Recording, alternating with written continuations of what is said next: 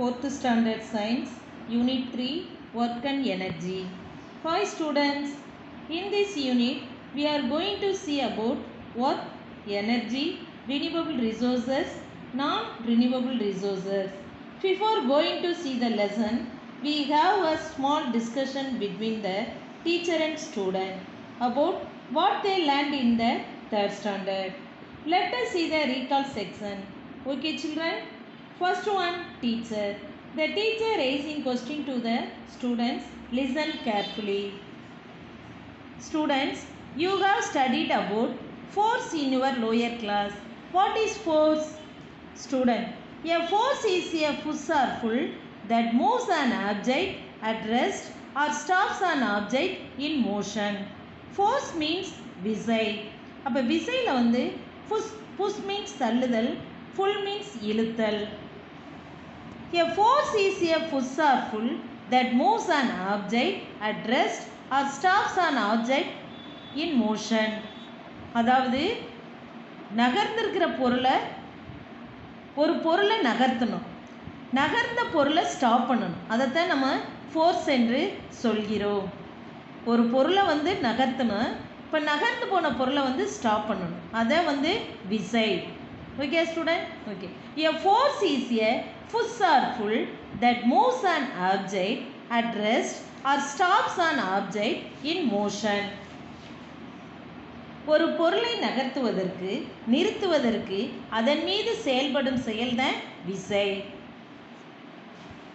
Next, the teacher asking what are the different kinds of force? Let us see now. Teacher, there are different kinds of force. What are they? Student, frictional force, gravitational force, muscular force and magnetic force. Frictional force உராய்வு விசை, gravitational force புவியீர்ப்பு விசை, muscular force தசை நார் விசை and magnetic force காந்த விசை. These are the types of forces. A force can cause an object to change its shape, speed or direction. A force can cause an object to change its shape, speed or direction. விசையின் மூலம் ஒரு பொருளின் வடிவத்தை மாற்ற முடியும், speed வேகத்தை மாற்ற முடியும், டைரக்ஷன் திசையை மாற்ற முடியும். Next we are going to learn about work. Work means வேலை. An action in which one exerts a force to move on object is known as work.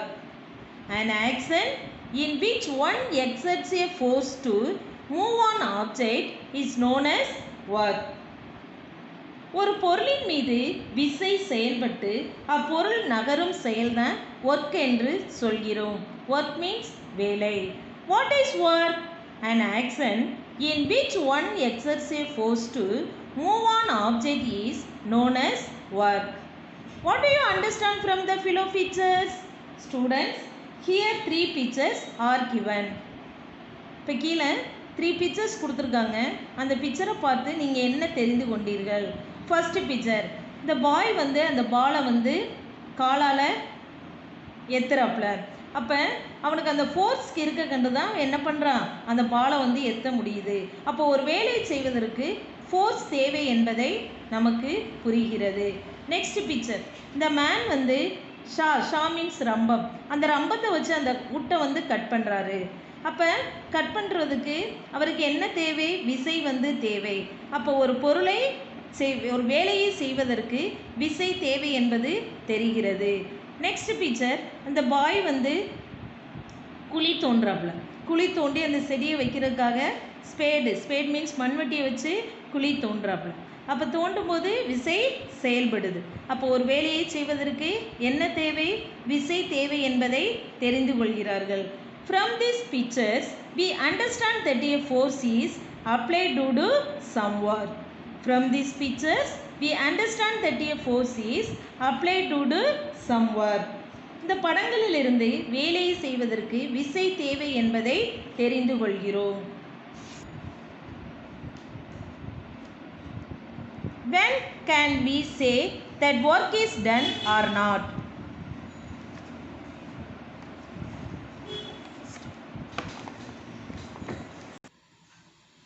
when can we say that work is done or not? இங்கே வேலை செய்யப்பட்டுள்ளதா செய்யப்படவில்லையா என்பதை நாம் எவ்வாறு கூற முடியும்? Two main conditions are needed for work to be done. ஒரு வேலையை செய்வதற்கு இரண்டு நிபந்தனைகள் தேவை.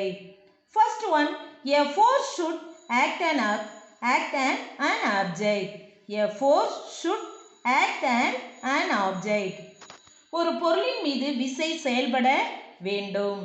Second one, object should move from one place to another.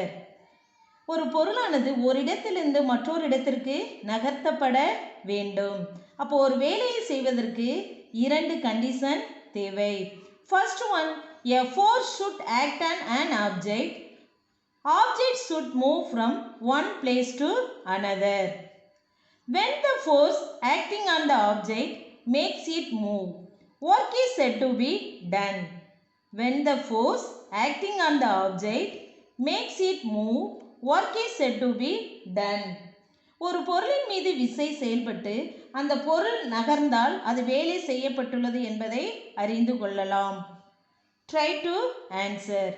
Above the picture and put a tick if work is done and put a cross if work is not done.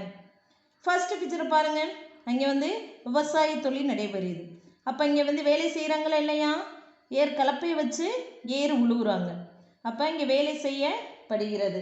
அப்போ so here work is done. Second picture, அவன் only தூங்கிட்டு இருக்கிறான், வேறு எந்த வேலையுமே செய்யவில்லை. அப்போ work is not done. Third picture, இவங்க எல்லாருமே சுவரை தள்ளுறாங்க. ஆனால் அங்கே சுவர் ஒரு இடத்திலிருந்து மற்றொரு இடத்திற்கு நகர்த்தப்படவில்லை. அப்போ இங்கே வேலை நடைபெறவில்லை. So here work is not done. Fourth picture, well means கிணறு. கிணத்துலேருந்து என்ன பண்ணுறேன்? வாளியை உள்ளே விட்டு தண்ணி இறைக்கிறான். அப்போ இங்கே வேலை நடைபெறுகிறது.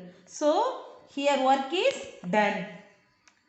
இந்த பேபி என்ன பண்ணுது?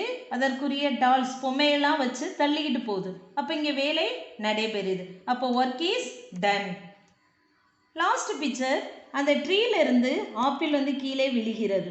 ஏன் கீழே விழுகுதுன்னா புவியீர்ப்பு சக்தியின் மூலம் அந்த பழங்கள் என்ன ஆகுது? கீழே விழுகிறது. கிராவிடேஷனல் ஃபோர்ஸ் மீன்ஸ் புவியீர்ப்பு சக்தி.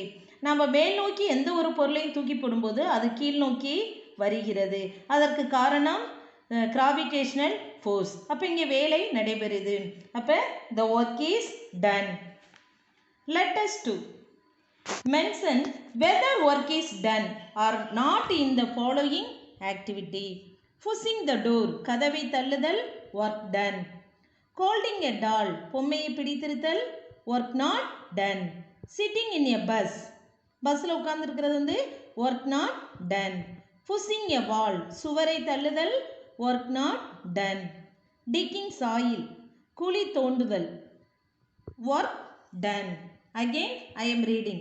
Pushing the door, work done. Holding a doll, work not done. Sitting in a bus, work not done. Pushing a wall, work not done. Digging soil, work done.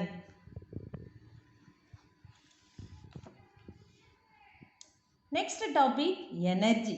Energy means ஆற்றல். Energy means ஆற்றல். In the above picture, a man pulls a luggage.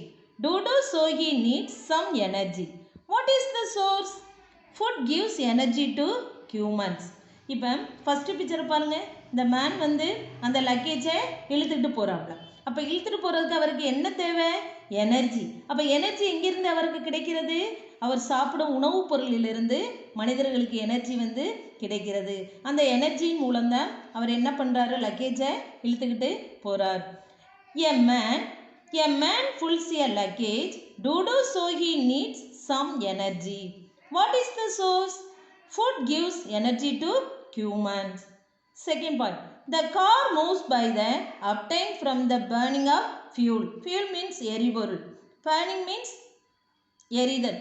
அப்போ ஒரு காருக்கு petrol போட்டால் தான் அந்த car என்ன பண்ணும்? ஒரு இடத்துலேருந்து இன்னொரு இடத்திற்கு நகர்ந்து செல்ல முடியும். அப்போ பெட்ரோல் அந்த காருக்கு போடலைன்னா நகர்ந்து போக முடியுமா? அப்போ அந்த கார் எதனுடைய ஆற்றலால் செயல்படுகிறது? ஃபியூல், எரிபொருள் மூலம் அந்த கார் இயங்குகிறது. The car moves by the obtained from the burning of fuel. Third one, the accelerator moves by using electricity as energy. Accelerator means நகரும் படிக்கட்டு. நகரும் படிக்கட்டு வந்து எதன் மூலம் இயங்குகிறது? Electricity means மின்சாரம். மின்சாரத்தின் மூலம் அது இயங்குகிறது. The accelerator moves by using electricity as energy. Again, I am reading the line. A man pulls a luggage. So he needs some energy. What is the source? Food gives energy to humans. The car moves by the uptime from the burning of fuel. The accelerator moves by using electricity as energy. Next, let us see the definition for energy. Energy is defined as capacity of doing work. Energy is defined as capacity of doing work. வேலை செய்வதற்கான திறனை தான் நம்ம ஆற்றல் என்கிறோம். Energy means ஆற்றல், capacity means திறன். அப்போ வேலையை செய்வதற்கான திறனை தான் என்னன்னு சொல்கிறோம்? எனர்ஜி என்று சொல்கிறோம். Energy must be transferred to an object in order to do work. Energy must be transferred to an object in order to do work. இப்போ வேலை நடைபெறுவதற்கு ஒரு பொருளுக்கு ஆற்றல் தேவை. இப்போ கார் ஒரு பக்கம் இருக்குது, பெட்ரோல் ஒரு பக்கம் இருக்குது. அப்போ அந்த கார் நகர்ந்து போகுமா? போகாது. அப்போ அந்த பெட்ரோல் வந்து அந்த காரில் செலுத்தினாத்தான் அந்த கார் என்ன பண்ணும்? ஒரு இடத்துலேருந்து மூவ் ஆகி போகும். அப்போ energy must be transferred to an object in order to to work. Energy is defined as capacity of doing work. Energy must be transferred to an object in order to do work. Students, see this picture. Types of energy. There are different types of energy. Mechanical energy, thermal energy, light energy, solar energy, electrical energy, chemical energy. Mechanical energy இயந்திர ஆற்றல். Thermal energy வெப்ப ஆற்றல். Light energy ஒளி ஆற்றல். Solar energy சூரிய ஆற்றல். Electrical energy மின் ஆற்றல். Chemical energy வேதியியல் ஆற்றல். These are the types of energy. Again, I am reading the types of energy. Mechanical energy, thermal energy, light energy, solar energy, electrical energy, chemical energy. Students, the types of energy வந்து நீங்கள் coir கிளாஸில் வந்து இதை பற்றி படிப்பீங்க. ஓகேயா?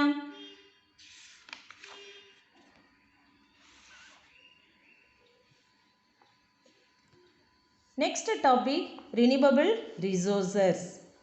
Renewable resources means புதுப்பிக்க இயலும் வளங்கள். புதுப்பிக்க இயலும் வளங்கள்.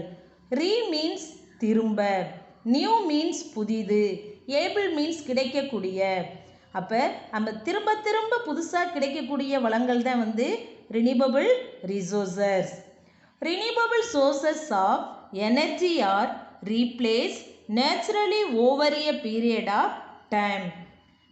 Renewable sources of energy are replaced naturally over a period of time. இந்த புதுப்பிக்க இயலும் வளங்கள் குறிப்பிட்ட காலத்திற்கு இயற்கையாகவே புதுப்பிக்கப்படுகின்றன. இயற்கையாகவே புதுப்பிக்கப்படுகின்றன. We can keep using these sources for a long period of time. அதனால் இந்த வளங்களை வந்து நீண்ட காலத்திற்கு பயன்படுத்த முடியும். Since the beginning of human life, we have been using these resources. அப்போ மனிதன் தொடக்க காலத்திலிருந்து இந்த வளங்களை வந்து பயன்படுத்தி வருகிறார்கள். We use these resources for light, transport, cooking, heating. Example, sun, wind and water. அப்போ எதுக்கு இந்த வளங்களை பயன்படுத்துகிறான்னா லைட் ஒளிக்கு பயன்படுத்துகிறாங்க, டிரான்ஸ்போர்ட் போக்குவரத்துக்கு, குக்கிங் சமையலுக்கு, ஹீட்டிங் வெப்பப்படுத்துதலுக்கெல்லாம் இந்த ரினியூவபிள் ரிசோர்ஸ் வந்து பயன்படுத்துகிறாங்க. Example sun, wind and water. அப்போ சன், விண்ட் அண்ட் வாட்டர் வந்து ரினியூவபிள் ரிசோர்ஸுக்கு வந்து example. Again I am reading the line. Renewable resources. Renewable sources of energy are replaced naturally over a period of time. We can keep using these sources for a long period of time. Since the beginning of human life, we have been using these resources. We use these resources for light, transport, cooking, heating. Example, sun, wind and water. See the topic, non-renewable resources. புதுப்பிக்க இயலா வளங்கள். The resources which are not easily replaced once used are called the non-renewable resources. இந்த வளங்களை பயன்படுத்திய பிறகு மீண்டும் அவற்றை புதுப்பிக்க இயலாது. இப்போ ஒன் டைம்ஸ் பயன்படுத்திட்டோம்னா அடுத்து அதை பயன்படுத்த முடியாது. The resources which are not easily replaced once used are called the non-renewable resources. அப்போ ஒரு தடவை பயன்படுத்திய பிறகு அது மீண்டும் புதுப்பிக்க இயலாது. அப்படிப்பட்ட வளங்கள் தான் non-renewable resources. Example, petrol, coal and natural gas. Coal means நிலக்கரி. Natural gas means இயற்கை வாயு. அப்போ இந்த வளங்களை எல்லாம் ஒரு முறை பயன்படுத்திய பிறகு திரும்ப புதுப்பிக்க இயலாது. Non-renewable resources. The resources which are not easily replaced once used are called the non-renewable resources. Example, petrol, coal and natural gas. More to know. The law of conservation of energy states that energy can neither be created nor destroyed. It can be converted from one form to another. இந்த ஆற்றலை ஆக்கவோ அழிக்கவோ முடியாது. ஆனால் ஒரு வகை ஆற்றலை மற்றொரு வகை ஆற்றலாக மாற்ற முடியும். இப்போ எலக்ட்ரிக்கல் எனர்ஜி இருக்குது, அதை லைட் எனர்ஜியாக மாற்ற முடியும். The law of conservation of energy states that energy can neither be created nor destroyed. It can be converted from one form to another. The SI unit of energy is Joule. It is named after James Joule, who explained about energy. The SI unit of energy is Joule. ஆற்றலின் திட்ட அலகு joule. இது யாருடைய நேமாக வழங்கப்படுகிறதுனா ஒரு scientist இந்த ஆற்றலை பற்றி விளக்கம் அளித்த த ஜேம்ஸ் ஜூல் என்பவருடைய நினைவாக இந்த பேர் வழங்கப்படுகிறது. Again I am reading the line. The law of conservation of energy states that energy can neither be created nor destroyed. It can be converted from one form to another. The SI unit of energy is Joule. It is named after James Joule, who explained about energy. Students, in today's class, we have learned about the small recap of force and what are the types of force. Next work, energy and its types. Among its types, we learned about renewable resources, non-renewable resources. Thank you, students.